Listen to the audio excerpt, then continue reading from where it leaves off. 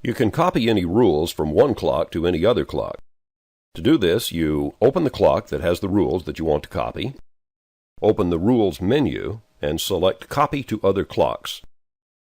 Check the boxes next to any rule characteristics that you want to copy. Then select any or all of your other clocks. Click the OK button, and the selected rules from the clock you're viewing will be applied to all of the selected clocks. Now back to the other parts of setting rules.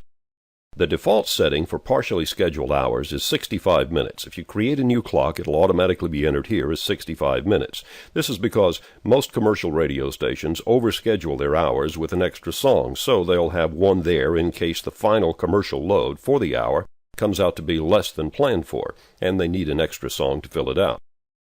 I suggest you leave this default setting. You're going to be building format clocks that come to an average of about 60 minutes, but there's no way to know in advance the exact final content of any hour.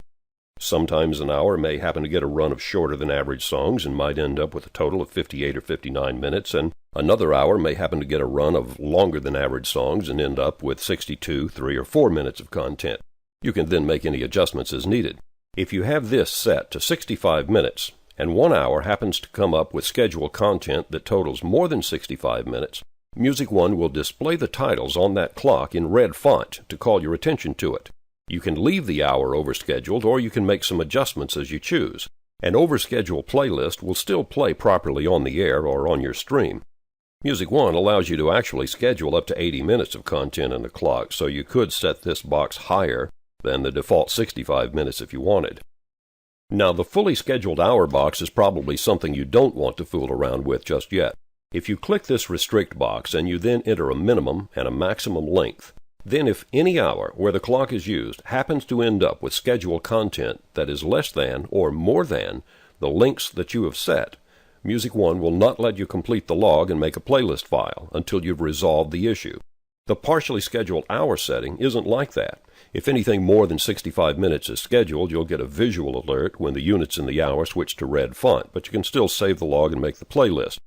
But with this rule, if you set it for 58 minutes and 62 minutes, the hour will have a 4-minute window.